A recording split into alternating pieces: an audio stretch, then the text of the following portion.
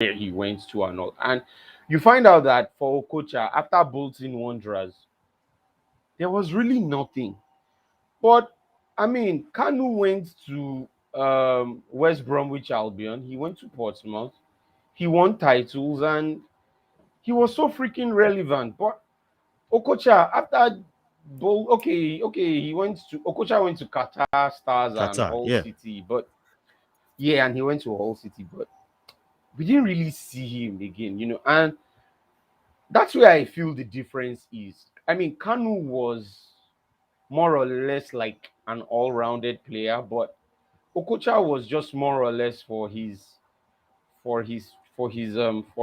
flashiness, and that's the kind of thing you will see in someone like Neymar, which is why Neymar is not taken seriously today because Neymar has been all about that flashiness.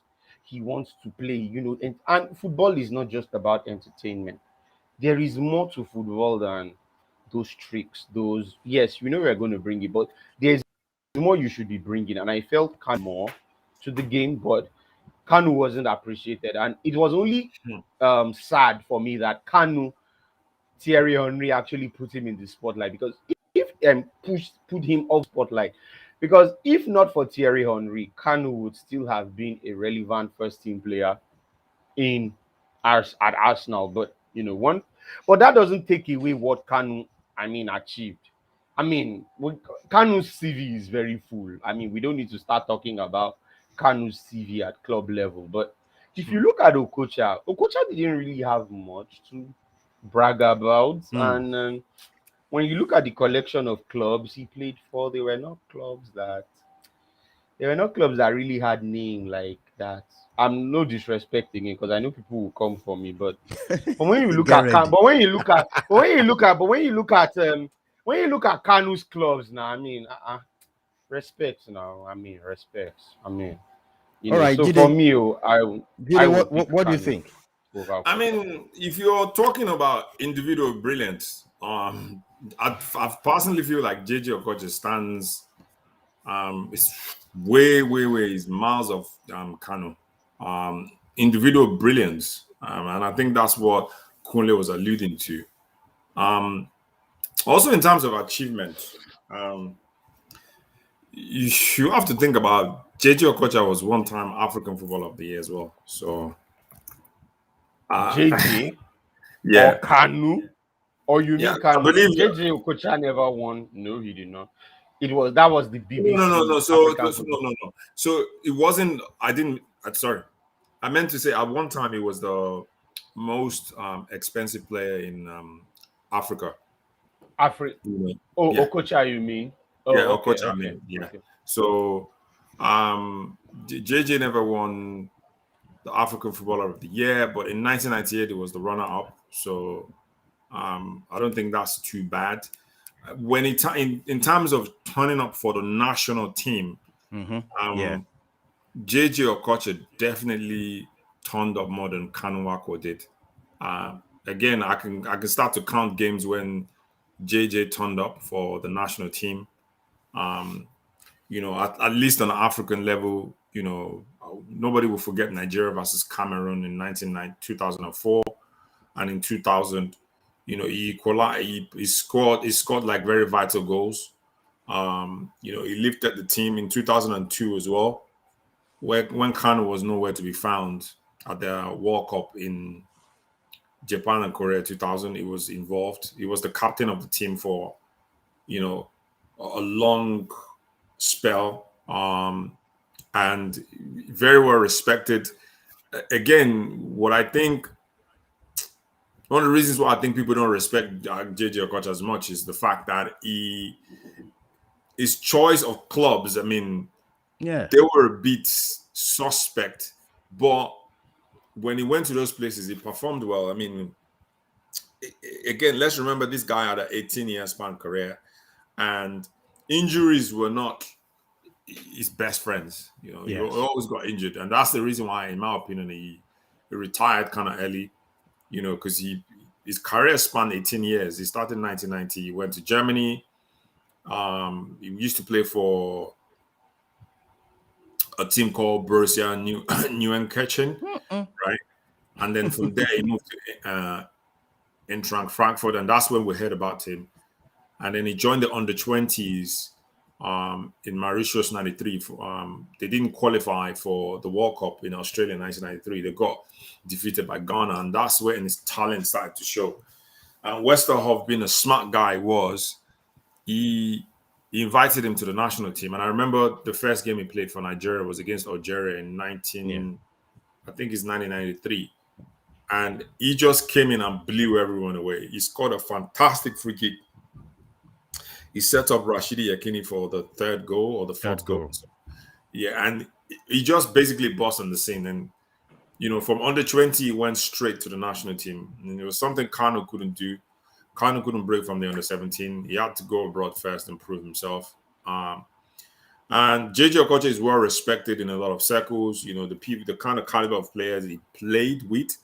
I mean, with all due respect, when KANU was playing in Inter Milan, it was almost, people didn't see him on the same level as the likes of Ronaldo, who was also playing for Inter Milan then. Inter Milan. And Ajax, he was still trying to build himself. He only scored 25 goals for them in 54 appearances.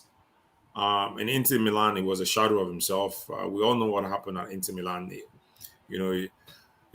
Bless him, he had a heart problem and he was able to overcome it. And then 1999 to 2004, he went to Arsenal, and that's when I think he began to shine more, because he showed himself there. But at the same time, I feel that, JJ Okocha in France, this kind of same regional time, between 1998 and 2002, he was showing what he could do as well in League One.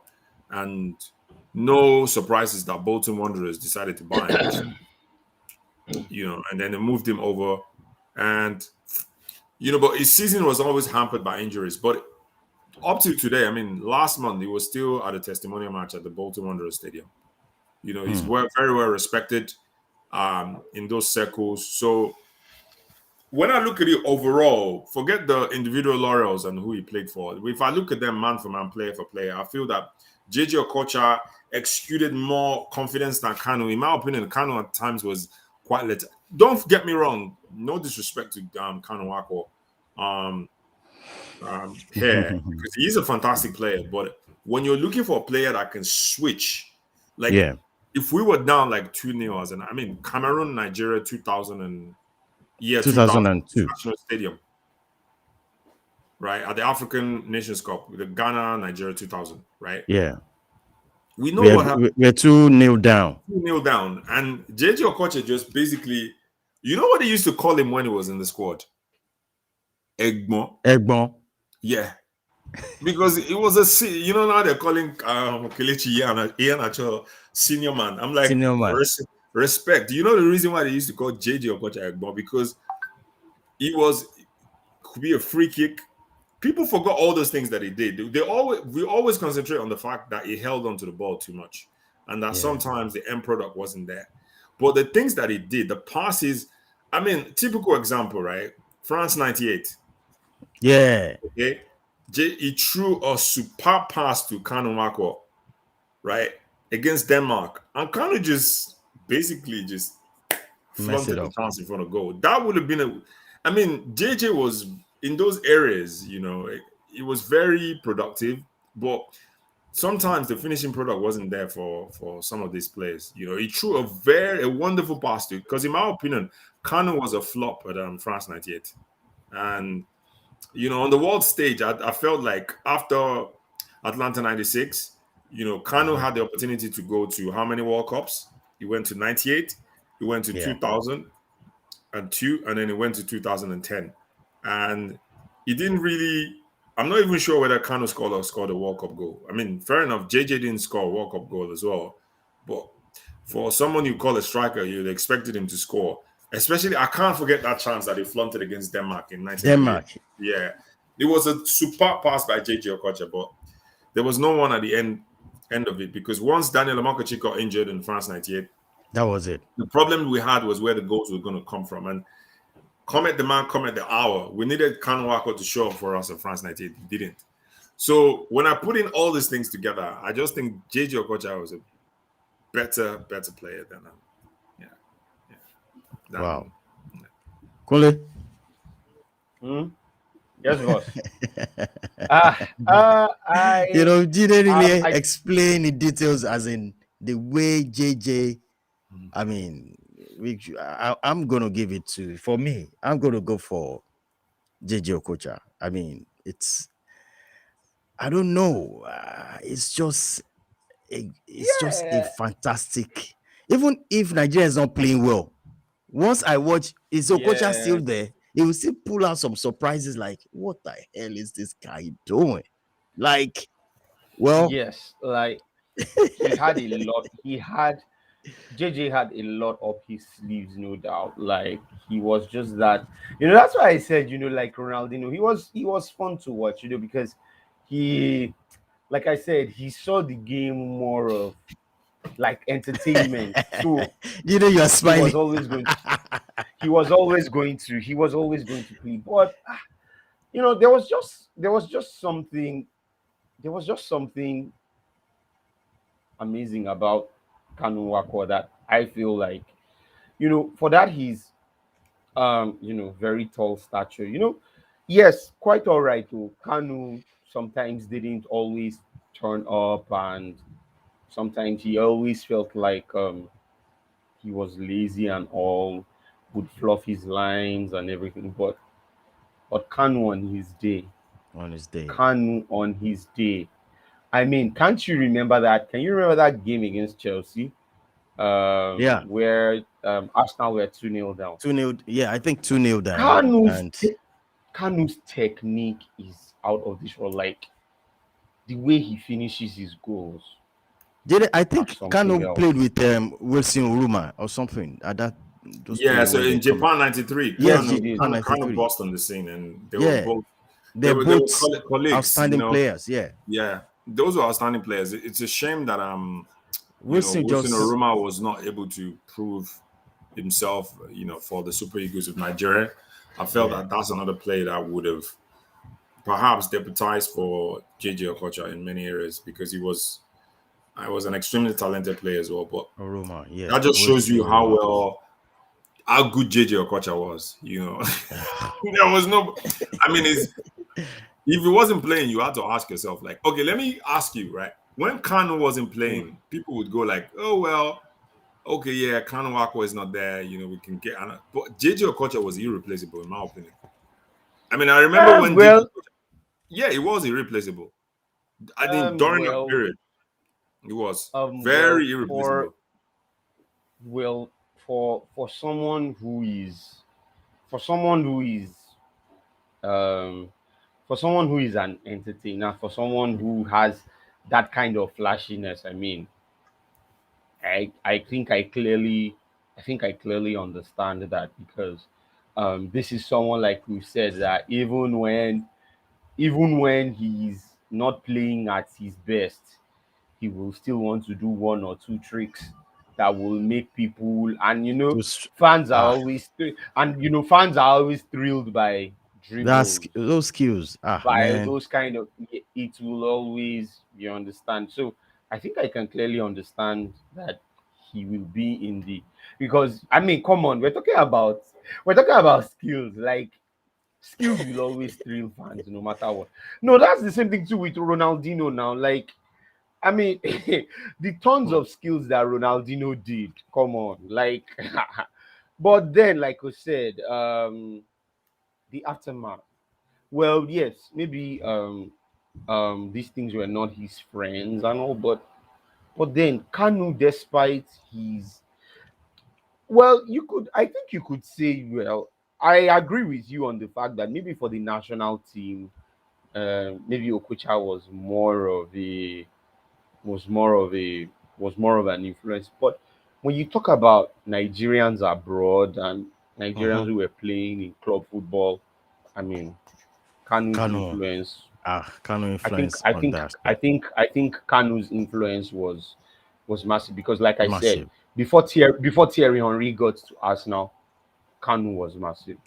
even when he left, Kanu moved to, was it Portsmouth or did he move to was it West Bromwich Albion? And he was equally massive. I don't know if you remember where, if you've watched one video where Harry Regnapp was talking about how Kanu was signed, and when I don't know if you've seen that video, Chief Jide, where Yeah, I saw, I saw, he I saw snippets of it. Yeah. where he was saying something about like this is a fucking, where it was like this is a sorry to use the F word, but it was like saying that, are you kidding me? Where he saw him train, that this is a 54-year-old. How can you tell me that this is a, this is a, that this is a 30-something-year-old guy? Yeah. That where on earth does that happen? It goes to show you, and that goes to show you that Kanu still had something. You Yeah. understand? He had something, and that goes to show the respect he had. And please, and let's not forget, he was two-time African Footballer of the Year. That is not. Yeah. That is not. Yes, we can say that. Yes, Okocha should have won it. It's always part of the debate, but I think we have to put our respects in that part. That two-time African Footballer, and I don't think there's anybody who has won more for Nigeria. I mean, to win the African Footballer of the Year, no be beans.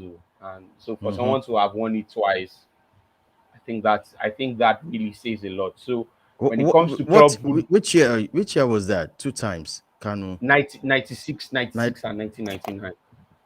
96, 99. Ah, and Okocha never. Oh my God, my I mean, days. Okocha was just quite unlucky in terms of, it was a runner up Yeah, in, I believe, who won 90. I it? I feel think Eto won it instead of was it Eto? No, it was no. so in 1998 it was Mustafa Aji that won it Mustafa instead of, Haji. and then it was third place in 2003 and 2004. And to be honest, those years were very, very tight, because uh, a lot of people felt like he could have won it those years. But Yes, I agree. yeah, But then you because have to look and at the the BBC actually nominated him for those years as the African Footballer of the Year. So Hmm. yeah, but it BBC was African it was by Footballer of the Year. Drogba and Samuel Eto'o. So yeah, BBC so African Footballer 2003 of the and Year was like Ballon 2004. d'Or. Yeah, yeah. BBC So African Footballer of the Year was like Ballon d'Or of those years. mhm. It wasn't the in thing. What I feel is that I think, like we said, like Okocha's inability to play for like reputable clubs kind of counted against him. I mean, Yeah. if Mhm. let if let us say Okocha was playing for Bayern Munich, for instance, Oh my there is no goodness. way in the world. Oh Yes, there is well. no way in the world. There is no way in the world he will not. I mean, come on. He'd probably have like three, believe me, if not four Mm. or more. Trust me, yeah. So I just Hmm. feel that, I mean, because, and let's not forget, he really made his mark in Bolton Wanderers. I'm not saying he didn't make his mark in PSG, but because Bolton Wanderers, that was the Premier League. They were the center of attention and all. But by that time, he was already at the climax of his career at that point. So, those years when he was really hot in those 1990s, his clubs, PSG was not the hottest club in France then. So France then, yeah. yes, they were not. So, Mm. I feel those things count. I feel it counted against him, compared to where you had the likes of Taribo playing for Inter Milan, and I mean, you had the Sunday Olise who Sunday was at Lise. Juventus. You had the Sunday Olise who was at Juventus, Borussia Dortmund. I mean, then don't not forgetting Ajax. I mean, Ajax. Ajax was a Ah, yes, Ajax was a big yeah. was it? Ajax was a Yeah. happening team then in those 19 years. So imagine if Okocha was there, but sadly he didn't find himself there. So I feel if he did, I think he would have had a better shot at winning the African Footballer of the Year and even bigger awards, and he would have gotten more recognition beyond the skills we knew him for. Mm. All right, Mm. guys, let's round off. I mean, before we, Jide, you want to say something before we call it a day till I Monday? mean, Or what do you I think? stand by my. I really stand by my choices today. I feel like JJ Okocha, in my opinion, on an individual basis, Yeah. not what he achieved for as a team player, just Okay. as a if you're comparing them player to player, it was way ahead of JJ. Sorry, way ahead of Kanu Wako and Clemens Westerhoff, just by the sheer fact that he was the first coach to take Nigeria to Mm-hmm. the World Cup. He was the first coach to win the African Nations Cup after 1980. Um, After the team, 1980, yeah, Jesus. 14 years in 1994. The team that he put together achieved the highest ranking ever for any Nigerian national team, number 5 in 1993. Um, and also, like I said, his tactical awareness, his awareness of the game, his man management, the way he man players. I remember there was a documentary, about the Super Eagles, and in 1990, just before the World Cup, and the way he was talking to the players, he was talking to Rafai and throwing the ball to him and say, "Do you want to be the best goalkeeper in the world?" Yeah. I mean, look at him on the screen with the boys. Yeah.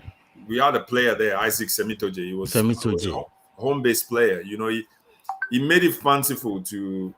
You were talking about Keshi giving home-based players the opportunity to play for the Super Eagles. Westerhoff actually started that trend. At least post the 1990s. He made it like something that was very fanciful. So based on that, Clemens Westerhoff and JJ Okocha for me. All right. Thank you, Jide. Kunle, on the last note from your Um, side, you choose well, Kanu and Stephen Keshi. On the last note. yes, I do, and yeah, I know it could be contentious and all, but we can't take away what these guys did. I mean, Stephen Keshi is forever in the hearts of Mm, Nigerian fans because Yeah. this is a man who, I think they from call him being a Big player, Boss. yeah, yes, the big big Big boss. boss. Boss. Yeah. And let us not forget that Keshi did something huge, and let's not forget that Keshi is also seen as a legend in Africa because let's not forget that he took these people to the World Cup. He was the first, making him the first local coach to carry an African team. I don't think any coach, or was it? Yeah, I think that was record where he took Togo to the World Cup in 2006.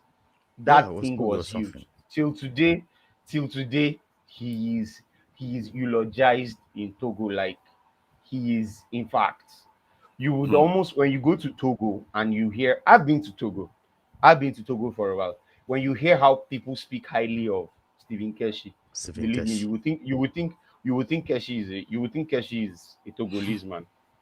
Believe me, Wow. because going to that World Cup, yeah, Babagba. going to that World Cup was huge for him. So, Stephen Keshi has already put his name in the annals of history because it's very rare for you to see a player, an Yeah. African player, someone who was into management. No, it's very difficult, and I think so. He has already raised that bar, and for I what he think did, Stephen when Keshi started with this his teammates then. Can you still remember he played with at the back? He paired with someone Benny at the back Roa, in Super Benny Eagles. Roa, Is it Ben Niro? Benny Okay, Roa. Ben Niro. There's someone he paired up with a player. I can't remember his name.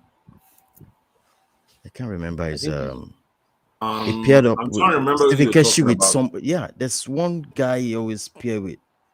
Uche Ogechukwu. Emenelo. No, no, it's not Uche Okechukwu. No, Emenelo. this guy Stephen Keshi has been. He started before this. Oh yeah, but Stephen Keshi has been playing for the Super Eagles since the 1980s. Yeah, So Yeah, yes, now. Yeah. yeah. mm, He started in so 1981. Yeah, 1981. so He has yeah. 64 caps, 9 goals. I want to remember the guy he always paired up with. Oh my god. Are you I'm sure it's trying to not find Benny it. Roja? No, Benrua is on the No. left. Benrua is on the left. Okay. Yeah. Oh, sorry. Benrua is on the left and Iguavo on the On right. the right. He I think always it paired was up with one guy. Oh. was it Wait. Bright Omakaro? No, Brighton Mokar is also on the left as well before Benrua or something. Oh my days. Can't remember. He always that because Big Box is always at the back. He always like is sitting down. I mean, sitting back with the with Peter Rufai. There's this guy always play like a liberal. You know. Can you remember the year that they Uche played? Okafor. I think Uche Okafor. It should be Uche Okafor. He always clean up Uche Okafor's mess. Which year were we talking about here? Was it 1980? Is 90? Yeah, in 1980. Oh, okay. So I would possibly say like in 1984, right? 1984. Yes. Yeah. So it was 1984. 1984 when Nigeria went to. So the squad of 1984 had the likes of Yisa Shofolue, you know. Yes. Yisa Shofolue. We had Sunday Ebogbe, Humphrey Edebo. No. Sunday. Yes, that's one I want to. Sunday Eboigbe. Eboigbe, yes. Yeah, yeah, that's the person I want to remember. Sunday Eboigbe. So that guy is also good at the back. You know, it's. I mean, they pair each other very well. The pairing was massive. I love, Sunday Eboigbe. Yes. You know.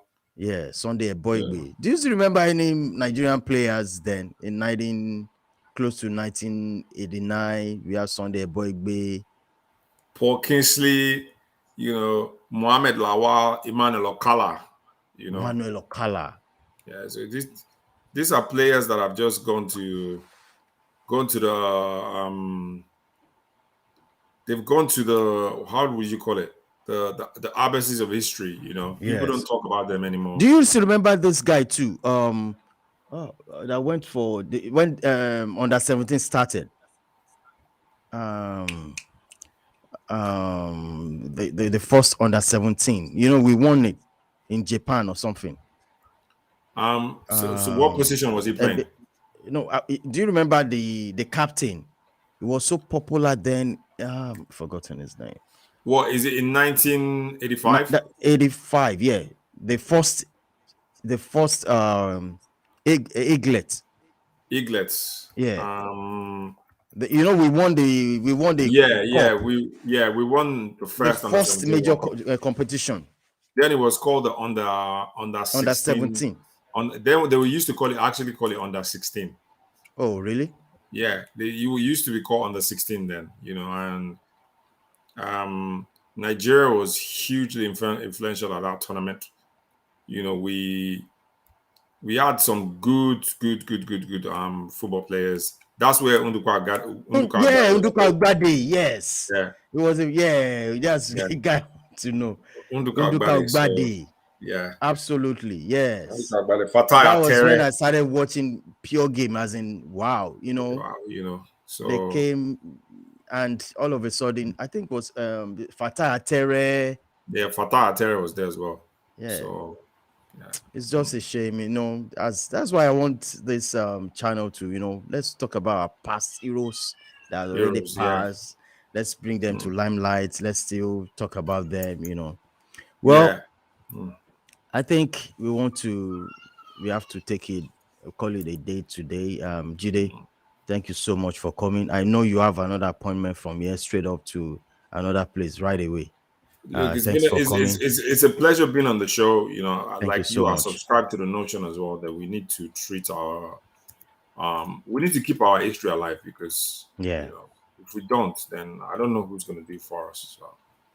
You can imagine Nduka Gbade. Oh man, it brings back memories, doesn't it? Yeah, memories. Nduka Gbade. He lifted the World Cup. I think Ebenezer Obey sang a song about almost every musicians then. They'll sing about them, you know, coming out with an album. Oh my God. Kunle, what's going on? Boss. I want to thank you so much for showing up. Thanks for the debate. You are good. I mean, Yes. I would have loved the people to talk who won. I mean, Ah, who won it's the going to be debate? difficult.